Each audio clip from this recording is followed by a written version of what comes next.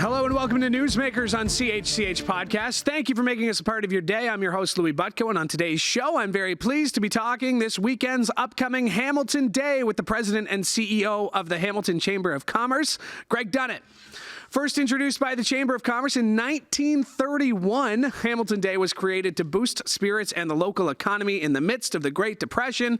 And in 2021, the event was revived by the Chamber to support small businesses through the COVID-19 pandemic. And thanks to community support, Hamilton Day has become an annual event. Greg Dunnett has been in his current role for just over a year. And before that has worked with the Hamilton Tiger Cats, Forge FC, and the Grey Cup Festival, all things relevant today. Greg Dunnett, thanks for joining us. Oh, thanks for having me, Louie, and I've had the privilege of working with you a little bit. Yeah. And, I better watch out with that delivery. You might be coming for my job pretty soon. Absolutely, yeah. Man. When are you thinking of giving up the post?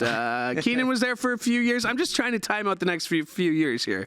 No time soon, but you'll be the first person I let know, okay? All right, I'm taking you up on that. Greg, you mentioned, obviously, us having worked together in the past. That was with Hamilton Sports Group, which they are now called, but at the time, Hamilton Tiger Cats, Forge FC. This weekend, Forge FC, another championship. You were the day one employee of Forge FC, one of them, if not the. Yeah. What did it mean to see another Hamilton team win a championship?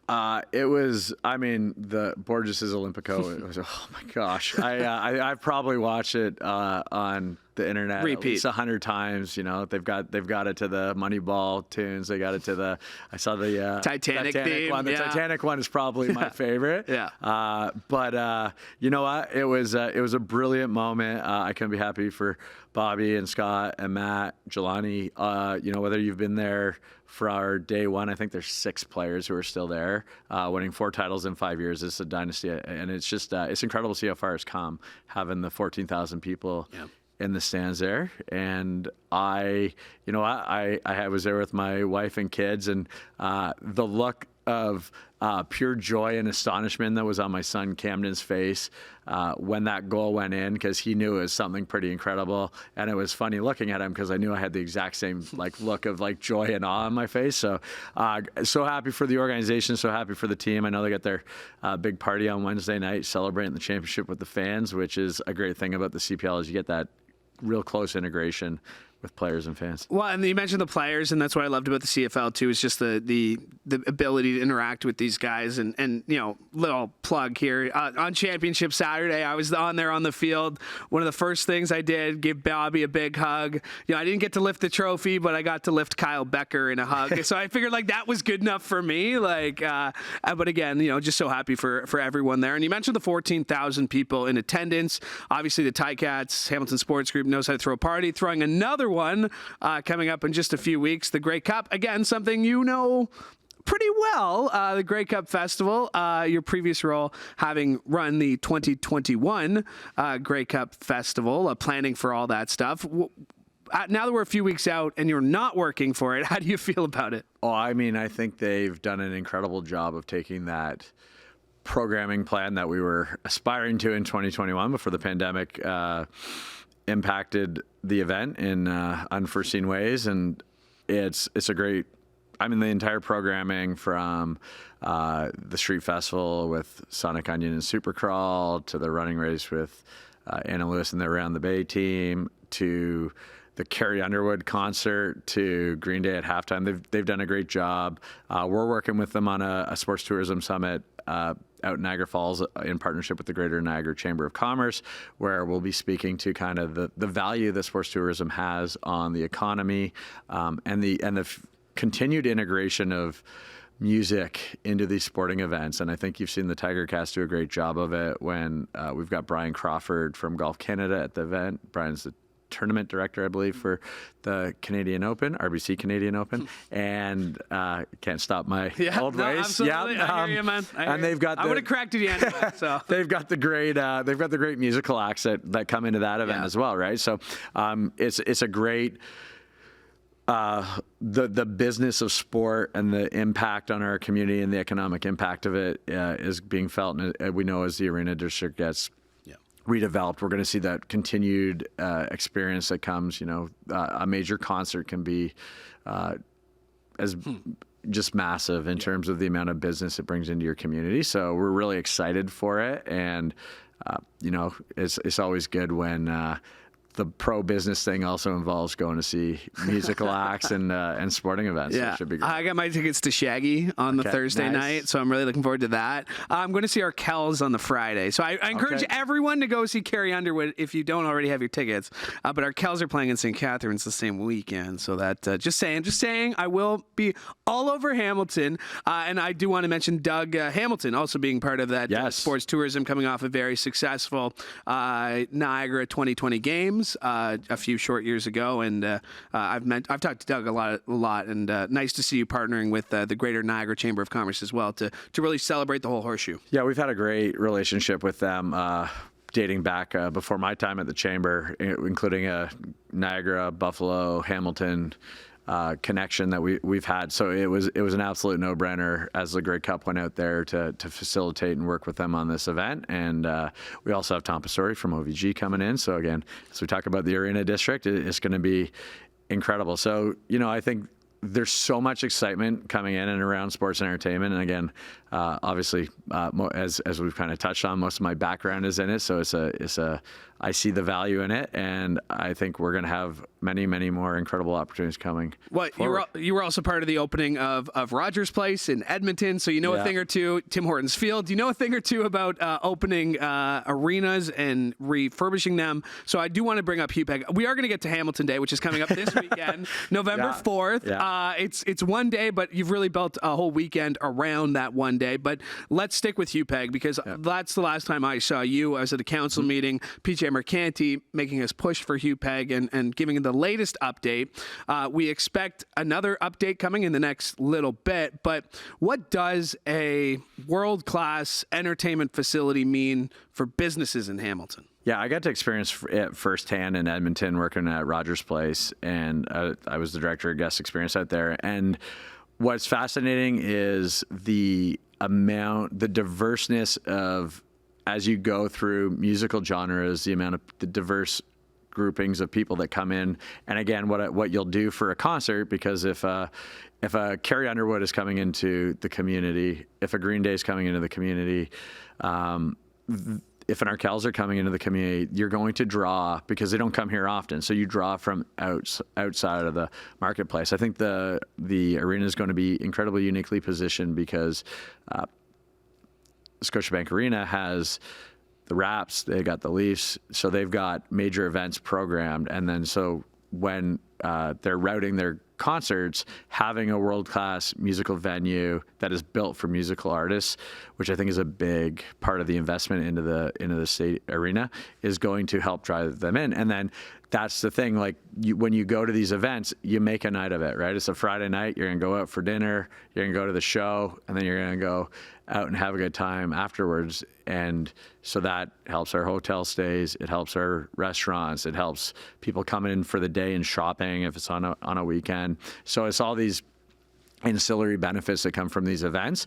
And then, I think you can end up with an opportunity like what has happened in Edmonton, where the ice district has been built up around the arena. And so that's the long-term benefit of these things. Well, and that's what I took away from PJ's presentation, is that they have a strong belief that, even if, an OHL team doesn't jump right back, if an AHL team doesn't call Hamilton home, that musical acts can be an anchor tenant for a building like that, which is a lot different than what we've heard in the last few years, in which you need a sports team in order to fill a building. Yeah, and I think, again, what you can do too is you can work around them, right? I think they're definitely open to getting a hockey team, bringing a hockey team back, and I think that's the Bulldogs are an important part of our culture, just as the Ticats are, just as Forge is becoming.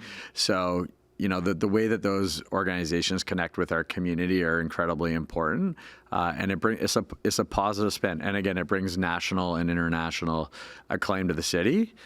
So that's kind of I think they're looking to create that perfect mix where you have this showcase of Hamilton, and you bring people in from Hamilton. And again, I think what I love about this community, and I'm going to transition us to Hamilton Day now. Is you want the job? Take the job, Greg. Go ahead. Is like, there are so many incredible aspects of Hamilton, from, all the little neighborhoods. I live in downtown Dunnett, so I'm going to be down on Lock Street this Saturday. But last year I was down on Cannon, right? Like, you can just you get the feel of them when you go out and explore. And I think that's what's amazing about this, and that's what Hamilton Day has become. We've made sure we've created it into a little bit of a tourism event as well as a shop local event, because bringing people into Hamilton and showcasing all those incredible things that we all know about. Again, one of my favorite things to do, or I used to do this a lot more, was go out for a run on the trails and check out the waterfalls, right? Like, and there's just so many great things that once you come into our community, you build that affection for it, and that's all it often takes, is to get people in here, and that's what we're trying to do with Hamilton Day. Finally, we got to Hamilton Day. Not finally, but importantly, we got to Hamilton Day. We mentioned that it started in 1931 as a way of supporting businesses, and then you got nearly 100 years later needing to support businesses again. But what have you taken away from last year's event that you put towards this year? Like, how are you building this event year after year? Yeah, it's a great question. It laid dormant for 90 years, do my math, 90 years. And, the team did an amazing job of identifying it. And there was a push to do a shop local campaign, and they relaunched it as Hamilton Day. The first event, we had about 700 businesses participating. Last year we were about 950. This year we're really expecting and planning on breaking 1,000 businesses.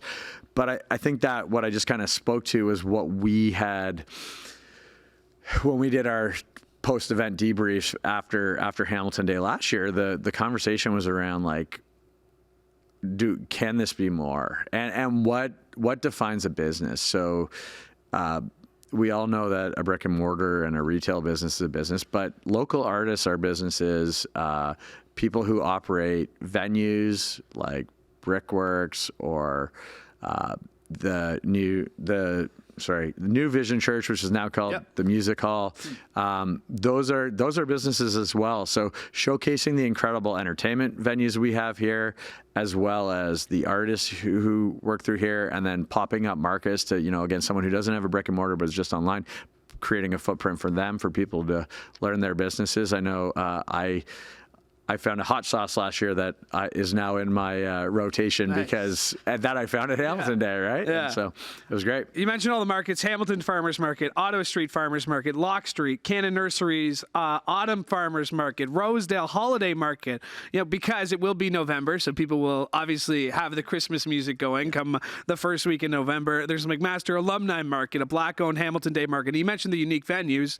You mentioned Bridgeworks. You mentioned the Music Hall. That's where the Dwayne Gretzky concert that's going to kick it off on Thursday night. You got to be excited about that. Oh, absolutely. And so that was the highlight. That was kind of the takeaway, right? Is like, how do we make this just, celebrate Hamilton? And so the concert series was a great way. We've got the Hamilton Day kickoff party down at Pier 8 with Sonic Runway on Friday. So we've got these 2 days of kickoff events leading into that Shop Local campaign. And the Shop Local campaign is incredibly important for our business community. And we thought the concert series would build more awareness, and I believe it has.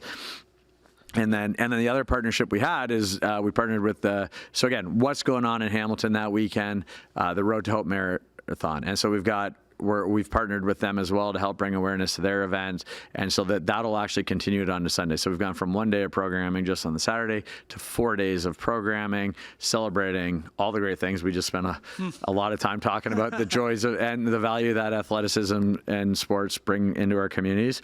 And I think I'd just highlight the purpose of this originally coming out of the pandemic was that idea of the importance of shopping local and supporting, the small business owners, which are often our neighbors, they're our friends, and they need our support. And they don't just need it on one day, they need it all year round. And is taking that time and energy to go out and support shopping local, because the impacts of the pandemic are still being felt today, and they'll continue to be felt. We've got the pressures of inflation. We've got cost increase. And if we don't have small businesses, and again, we can look at the downtown, but we can also look out into the surrounding communities. If we don't have those small businesses to support the large events and programs going on, then we don't have a strong community, and that's imperative. And that's what we're trying to do at the Chamber is through the business lens, make sure we're building a strong community here in Hamilton. Part of building a strong community comes with civic pride. Yeah. And being proud of where you're from, and having a whole day celebrating Hamilton is important to that. But how have you seen civic pride grow in your time here? You know, I grew up in Niagara. I'm not a true born and bred Hamiltonian, but I've certainly embraced being part of this city. But how have you seen the civic pride grow in the last few years, especially? Yeah, I know, you know, from a personal moment, I know the moment I worked out to Hamilton, I am very proud. I'm incredible. I'm maybe sometimes too proud of being a Hamiltonian. But as soon as I got out there, I was like, first trip home, I got to go buy a Hamilton's Home t-shirt, because the true Hamiltonian brand was just taking off. And I was like, it really spoke to me. And I think that sense of community pride, it really does resonate here. One of the things that I've noticed so much in our business community and in this role, because you get that natural connection, and you know this, working at the Tiger Cats, there's always this connection to community. It is, if it's not the city's strongest brand, it's definitely in the top 3 or 5. And so what really re-energizes me in this role every day is how the business community wants their business to be successful, but they want it to be successful in a lens of Hamilton also succeeding. And so what gets me out of bed every day is often that you're getting this just reinforcement of energy that we've been on the precipice of greatness or of a massive transformation for a long time. I think it's fair to say we sometimes struggle to get over that hump, but I feel like if we can collectively work together, it's going to come, and it's going to come quick. And that sense of energy is definitely growing again as we come out of the pandemic, from a personal side, from a business side, and so I think there's just so much opportunity. And I mean, we've spent most of our time here today just talking about all those great things that are coming into and are a part of this community we live in. People will be able to see Hamilton Day just by stepping out their door, most likely, with events going across the city. But if they wanted a more organized view of what's going on, where can they find that? Yeah, that's great. Great question. And that's not how I operate my life. That's every day. Just walk out the door. Thank you. Exactly. What's happening here? So what's going on? So I think HamiltonDay.ca has everything that's going on. You can go and you can go purchase tickets for the Dwayne Gretzky concert. You can go check out the markets that are going on. You can go look at all the events. Map out your day. And to help you with that, there's actually a map online that has all the stores that are participating, stores and businesses that are participating. They're also participating online. But so it's all there. But the reality is walking down. I can walk down to Café Domestique, or I can walk down to. I always get these two mixed up. Detour, in Dundas, and if I buy a coffee from there, I participated in Hamilton Day. If I go over to Shed, have a drink, participate in Hamilton Day. Or again, I've made this joke far too many times now. Like last year was the first year in the history of my life where I had all of my Christmas shopping done by mid-November, because I did it all on Hamilton Day. Yeah. So for those of you who like to procrastinate, I highly recommend. It's a great day to get ahead and support local, but also, get some of your stuff done so you're not running around on December 23rd. And grab something for yourself while you're out. Like you said, get a coffee, get a cookie, get a baked good. There's tons of spots in Hamilton you can hook up. And it doesn't just have to be this Saturday for Hamilton Day, of course. Today, we're recording this. It's the last day of October. November, obviously very busy. You mentioned the partnership with the Grey Cup Festival and the Sports Tourism Summit you're going on. But what else you got going on at the Chamber outside of Hamilton Day? Yeah, I mean, we've got all our traditional events that we run. So we run a lot of great networking events for members, including our Business After Business series, which runs every month. So we got our last one at Empowerment Square on the last Thursday, which I think it's on the 23rd of November. Yeah, thank you. Everything is Louie, my math is just literally dedicated to that Grey Cup week. Right. So I know that the Sunday is the 19th, and I can do the math. So yes, you got that right. Yes, that would be the Thursday. Our Young Entrepreneurs and Professional division has their Pints with the President series, which is where we interview leaders in our community and kind of talk about their journey and help showcase those things for young leaders to have an understanding of how they can progress their career here in Hamilton, and that's I believe it's set for December 5th, and then we're really getting set up for next year, and next year's a big and exciting year as well. So yeah, I believe it. Greg Dunnett, I appreciate you making the time, man. Oh, Louie, thanks, man. Always good to HamiltonDay.ca. Greg Dunnett is the president and CEO of the Hamilton Chamber of Commerce, and I appreciate you joining me today. Thanks, buddy. Awesome. My thanks to Greg for joining me. My thanks to you as well. Yeah, big Ticats game coming up this Saturday, East semifinal. We know who we'll be rooting for. Did you notice our colors here, Greg? Did you notice our colors? We wanted to make you feel really at home.